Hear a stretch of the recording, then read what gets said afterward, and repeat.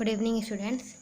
Next topic है हमारा फलनों के प्राथमिक रूपों में अवकलज। ठीक है, तो यहाँ पर हम देखते हैं इसकी परिभाषा कि फलनों के प्राथमिक रूपों में अवकलज क्या होता है। ठीक है, इसको हम सीधा एक एग्जाम्पल से समझते हैं।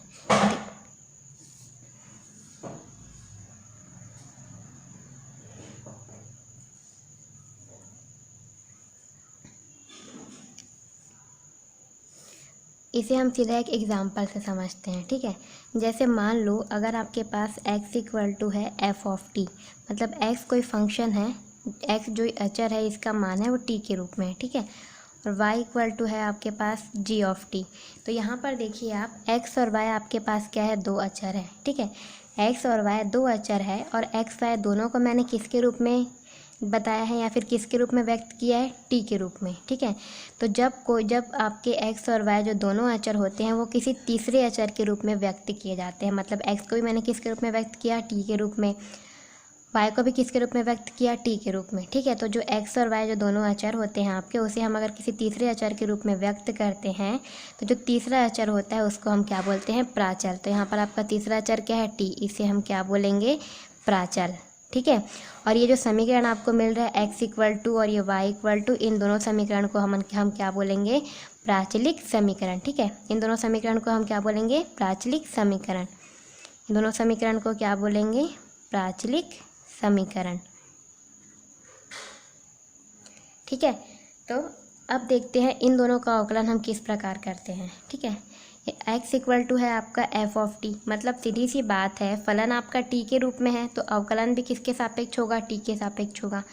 तो x का अवकलन t के सापेक्ष करते हैं तो dx अपॉन dt हो जाएगा, इक्वल टू इस f ऑफ टी का अवकलन करेंगे t के सापेक्ष, क्या आ जाएगा, f डैश टी। ठीक है, y इक्वल टू आपके पास समीकरण है g ऑफ टी, तो यहाँ पर भी y जो है वो t के रूप में है, t के रिस्पेक्ट में है, तो अवकलन भी किसके रूप में होगा, t के रिस्पेक्ट में। ठीक है, तो y का अवकलन t के रिस्पेक्ट में करेंगे तो dy upon dt, g of t का अवकलन g डैश टी।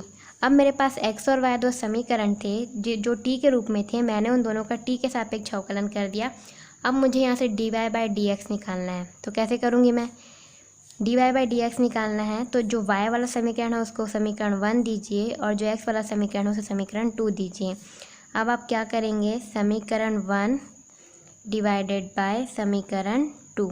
ठीक है, समीकरण 1 और समीकरण 2 को क्या कर देंगे, डिवाइड कर देंगे, तो यहाँ से क्या मिल जाएगा मुझे, dy upon dx equal to क्या हो जाएगा, यहाँ पर देखिए dy अपॉन dt इस प्रकार लिख सकती हूँ, अपॉन क्या हो जाएगा, dx अपॉन dt। ठीक है, तो dy अपॉन dt की वैल्यू क्या हो जाएगी मेरी, g ऑफ t, और dx अपॉन dt की वैल्यू क्या हो जाएगी मेरी, f ऑफ t। ठीक है, जहाँ पर आपका f dash t is not equal to क्या होना चाहिए, 0 होना चाहिए। तो इस प्रकार के अवकलन को हम क्या बोलते हैं, प्राथमिक रूपों में फलन का अवकलज। मतलब आपको दो फलन दिए रहेंगे x और y, वो किसी तीसरे फलन के रूप में होगा। ठीक है, जगह कुछ भी हो सकता है, u हो सकता है, v हो सकता है, ठीक है, या थीटा हो सकता है, जीटा हो सकता है, कुछ भी हो सकता है। तो x और y का मान किसी तीसरे फलन के रूप में दिया रहेगा। ठीक है, तो वहाँ पर उस तीसरे फलन को क्या बोलेंगे, प्राचल, और x और y जो दो समीकरण मिलेंगे उसे हम बोलेंगे प्राचलिक समीकरण। तो x का अवकलन हम किसके रूप में करेंगे, जो जिसके रूप में फलन दिया t के रूप में दिया तो t के रूप में कर देंगे। y का अवकलन भी किसके रूप में करेंगे, t के रूप में। फिर जो आपका dy अपॉन dt वाला टर्म होगा, डिवाइड में क्या कर देंगे, dy अपॉन dx वाला टर्म कर देंगे। ठीक है, dy अपॉन dt की वैल्यू क्या हो जाएगी, g डैश टी, और dx अपॉन dt की वैल्यू हो जाएगी f डैश टी। तो इस प्रकार हम dy बाई dx की वैल्यू फाइंड आउट करते हैं। अब इसे हम कुछ एग्जाम्पल से समझते हैं। ठीक है, देखते हैं हमारा प्रश्नावली 11.6, इसका फर्स्ट क्वेश्चन है x equal to 2at square और y इक्वल टू at की पावर 4 है, आपको dy अपॉन dx ज्ञात करना है। तो यहाँ पर x और y आपको दो फंक्शन दिए हुए हैं। ठीक है, x जो है t के रूप में है, y भी है t के रूप में, तो x और y दोनों का अवकलन भी किसके रूप में होगा, t के रूप में होगा। ठीक है, तो हमें फंक्शन दिया x equal to 2at square और y दिया है at की पावर 4। दोनों फंक्शन का t के रिस्पेक्ट में अवकलन करने पर, दोनों का t के रिस्पेक्ट में अवकलन करेंगे तो यहाँ पर क्या हो जाएगा, dx upon dt, d upon dt 2at square. ठीक है, यहाँ से 2a आपका क्या हो जाएगा, बाहर हो जाएगा अवकलन के, क्योंकि ये कांस्टेंट है, t स्क्वायर का अवकलन करेंगे तो आपको क्या मिलेगा, 2t। ठीक है, तो dx अपॉन dt की वैल्यू आपकी क्या मिली, dx अपॉन dt की वैल्यू मुझे मिलेगी 4at।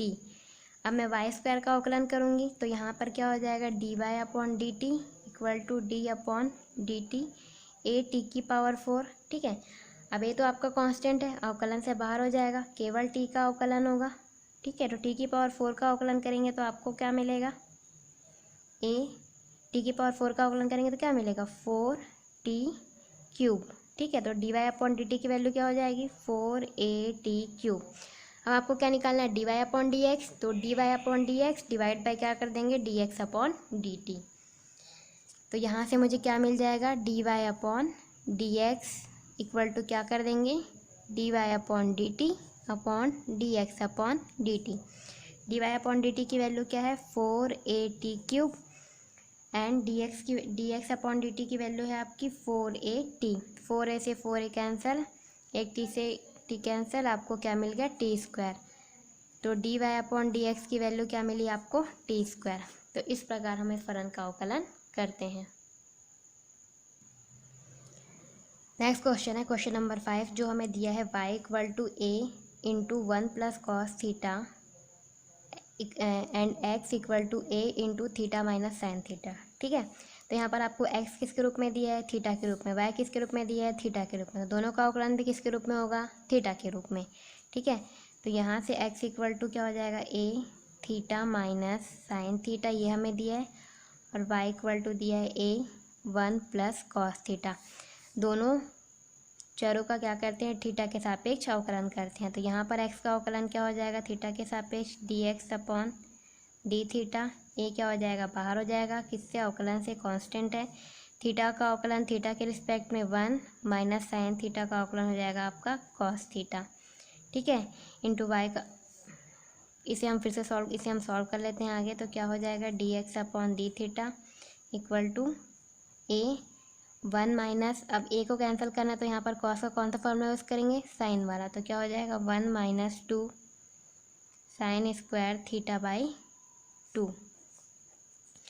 यहाँ से क्या हो जाएगा, dx upon D theta equal to a 1 minus 1 plus 2 sine square theta by 2। 1 से 1 कैंसिल, आपको क्या वैल्यू मिलेगी, dx upon D theta equal to 2a sine square theta by 2। Next y का सॉल्व करते हैं। तो y को भी हम क्या करते हैं, थीटा के रिस्पेक्ट में अवकलन करेंगे। तो dy अपॉन डी थीटा, ये आपका क्या हो जाएगा, कांस्टेंट है, तो अवकलन से बाहर हो जाएगा, 1 का अवकलन 0 एंड कॉस थीटा का अवकलन हो जाएगा आपका माइनस साइन थीटा। ठीक है, देन dy डी थीटा ये क्या हो जाएगा आपका, माइनस साइन थीटा।